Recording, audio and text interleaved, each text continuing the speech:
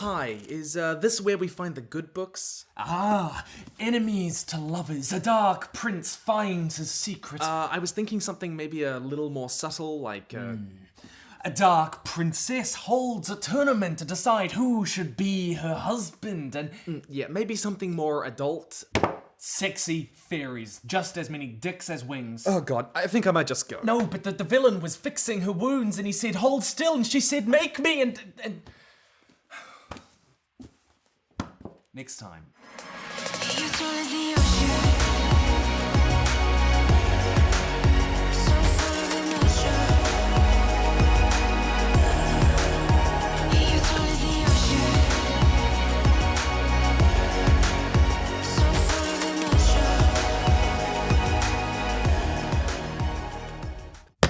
Books. What are they good for? Sitting on our shelves and nothing else.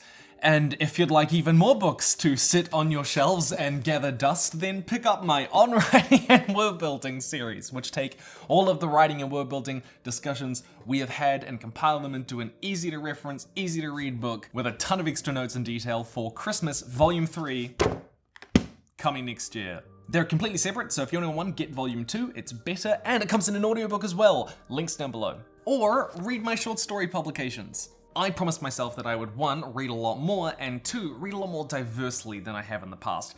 Partly because I need to for my job, but also because I want to become a better writer. And I got through 25 this year, and I know that you or others might be able to read 100 every year, but 25 is an achievement for me. Part 1 of that was reading more classics. I've read a bunch of classics before, but I got through a few more this year. I know people get intimidated by classics because they think they're going to be hard to read, or so old it's like reading a different language, or, let's be honest, boring. But Dostoevsky's Crime and Punishment was published in 1866, and it reads like a modern Marvel movie, Raskolnikov and the Multiverse of Sadness. See, I can be hip and relevant with the kids too. Okay, no, not a Marvel movie, but this has been called the first modern thriller or murder mystery, and I can see why. Though you do know who commits the murder at the start of the novel, and it's much more about how he wrestles with his conscience while the law catches up with him. It is not boring, and don't get me wrong, I don't want to paint a dishonest picture. Dostoevsky was paid by the word, as most authors were back then, and you can tell.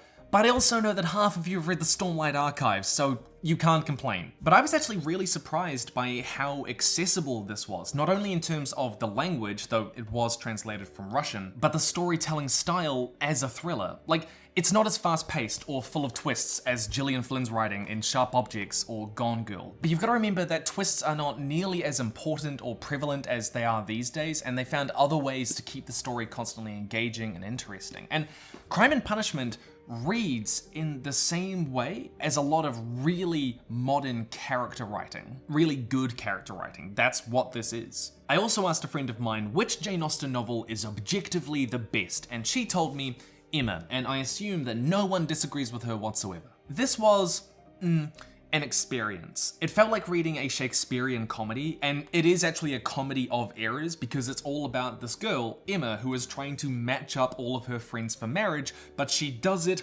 horribly all the time. It's funny. I loved Emma as an educational experience, and it was funny, legitimately it was, but I didn't really love the story, and I think that really comes down to my taste more than anything. I just prefer stuff that makes me feel more stressed, maybe, and this is very slice of life, but I do want to be able to enjoy books like this more. And I think people get a bit fixated on this idea that their taste is something they're born with, it's set in stone, that they can't change it, but that's not entirely true. Taste is something we can sort of steer, we can craft, we can expand. Part of the reason I chose Austen is that she is so outside the circles of what I usually like to read. Like, Crime and Punishment is a murder tale. It's dark, it's political, it's kind of a thriller. I like modern versions of these stories, like Stieg Larsson's The Girl with the Dragon Tattoo. I read the rest of the series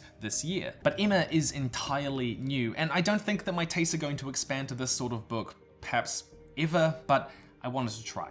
And as trying new things is also why I read Tim O'Brien's The Things They Carried. I actually picked this up because of a comment on last year's book video where they said that I should read this. I only read kind of autobiographical war stories, and this was a harrowing depiction of a man's experiences before, during, and after the Vietnam War, what that does to your sense of self and your relationships with others. And I loved this, all of it. I found a new taste. It's not quite non-fiction. I prefer fiction, and I think I'm always gonna just prefer fiction, but I want to try something more like that, you know. I also read Elliot Chase's Black Wings Has My Angel, which is a noir book about bad people who get what they want, and when they do, they basically collapse because what have they got to do now? And I like noir, but this is hard-boiled noir. Like, the first page or so had this line describing a woman like, "She was the kind of woman a man could get lost in. Oh, hips and slender hands, the smell of smoke on her breath like the scent of danger." and I did this because I wanted to learn things as a writer. And I did. Emma has some incredibly cleverly written, witty dialogue. You know, like Marvel quippy humor. Yeah, it's like that, except good. I know that I tend to write reserved, minimalist dialogue. Characters say what they need to say, and that's it. But in Emma, Austen just lets her characters talk so much. But it got me to take a step back and think, oh, okay, where can I actually expand my dialogue to be more meaningful like she does? On the other hand, Black Wings is such a fantastic study in how much character you can pack into just description and prose on a line-by-line level. Something in fact, I think all of us are always trying to get better at. Slaughterhouse-Five by Kurt Vonnegut beautifully mixes between genres in really intoxicating ways that get you to sort of think about the types of stories you can tell, where genre lines are blurred. It encourages you to think outside the box I think we sometimes draw around genres, though I will admit I was kind of mixed on the book as a whole. And I read a ton of other classic short stories and poems from Hemingway and Jorge and a ton of others that all really helped me kind of understand my own writing more. Secondly, I promised I'd read more foreign fiction. So I did. People dismiss foreign fiction as being not for them, or that it'll just be about the foreignness of it. But I beg you, please, no, that's not true. Shoko Smile by Inyon Choi is a beautiful set of stories that echo with all of the same fears and sentiments about losing touch with friends and family and ourselves and dying alone and the obsession with what could have been. Something I definitely struggle with. If it's unfamiliarity that you're worried about that makes you sort of just push it to the side, then that is not a problem. Men Without Women by Haruki Murakami is about men who, and this is gonna shock you, come in close, have lost their women to affairs or death, or they've left them, and the emotional desolation that follows in that wake. And it's a really interesting gendered look at these things. Here's the thing, and I don't know if you agree with this, let me know if you do.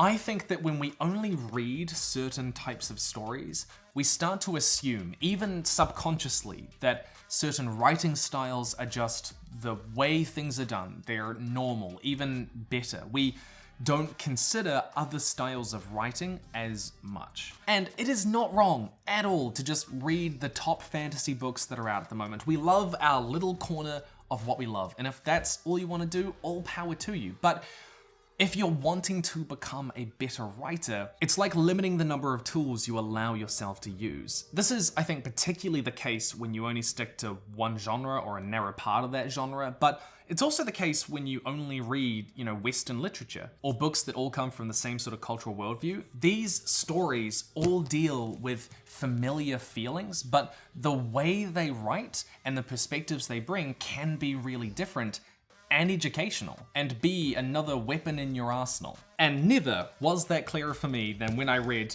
The Cursed Bunny by Bora Chung. I would not call this horror, but disgust, which is a very unique emotional baseline to base your stories on. There is this one about a father who gets his son to feed on his daughter in order to produce gold. And then there's another one about a creature that forms from everything we leave in the toilet, and then tries to replace you in the real world. I struggle to say that I enjoyed this book, but it certainly kept me fascinated. One thing that did stand out to me was how strangely impersonal the writing style was in some of these stories. You know, they wouldn't put kind of the characters front and center, but the story that's being told around them. Dialogue can be more symbolic, and they might take on this more detached view of the events of the story. And it's not like we've never seen these styles in, English writing before. Cormac McCarthy's The Road is famously detached too, in a similar sense. And I don't want to draw any, concrete line about the differences between Western and Eastern literature or anything like that, because there isn't a line like that to draw. But other cultures do focus on telling different types of stories in different ways, and why not use that? That's actually really apparent in the Chinese Three-Body Problem series, if you've read it. An incredible sci-fi series with the biggest ideas, but written in a way that's very different to most of the popular English sci-fi writing at the moment. And then different again with the magical realism of Argentine author Jorge Luis Borges. But more than that, sometimes they just tell brilliant stories that happen to have come from another country and might have otherwise slipped you by. Shoko's Smile is very much that for me. Why not expand your pool of stories? Reading this actually helped me refine a scene in my novel 3 Kinds of Silence, where my character, a young mother who has lost her daughter, is basically collapsing on the floor of her child's room, breaking down as she spills her wine everywhere. And I reworked it by using the simpler language that I found in this book and allowed the events of the story to kind of speak for themselves more, what was actually happening, rather than trying to dress it up in poetic language. And it came across a lot clearer and more meaningful. And built into this was my promise to read more short stories. And I did. I've also read a ton of magazines that I can't even list here, but I also read all of these, some of which are good and some are... Okay. I've talked before about how a lot of people think that, short stories won't be for them, that they won't be impacted because they're just too short. Hilma Wolitz's Today a Woman Went Mad in the Supermarket will change your mind. It's kind of the thematic counterpart to Men Without Women because it's all about the female perspective, from childhood to old age, especially in relationship to men. So if you want 2 books that contrast together, these 2. It's a masterclass in simple writing done beautifully, in just bringing vibrancy to the page.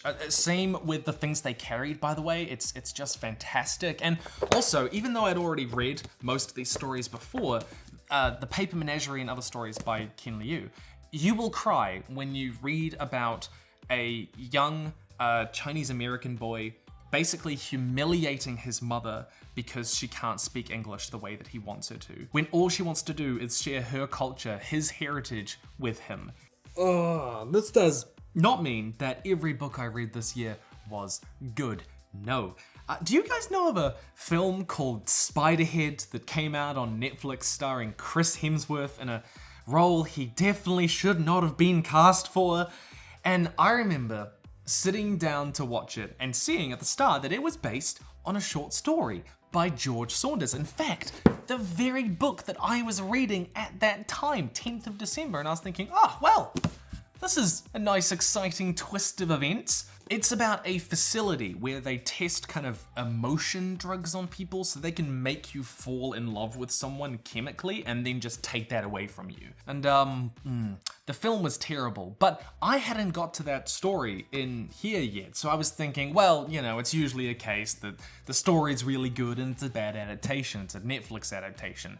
But no, it's a very, very faithful, very true to the book adaptation.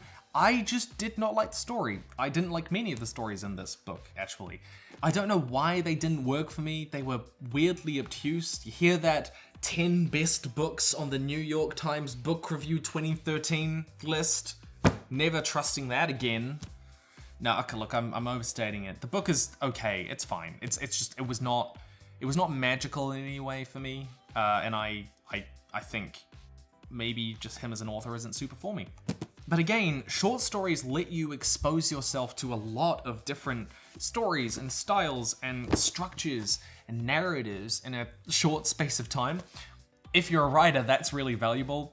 And if you're a YouTuber who has to refer to a bunch of books every month, it's a work expense. I would not have developed the style I have in my novel, 3 Kinds of Silence, if I hadn't read Ted Chiang, who takes these big sci-fi concepts and packs them into these really small, intimate human stories. Same with Ken Liu as well, actually. And that is what I do, and Hilma Wolitz's writing absolutely helped me write from the female perspective on a line-by-line level. About a year ago, I had a sort of crisis of faith in my abilities. Was I actually any good at writing?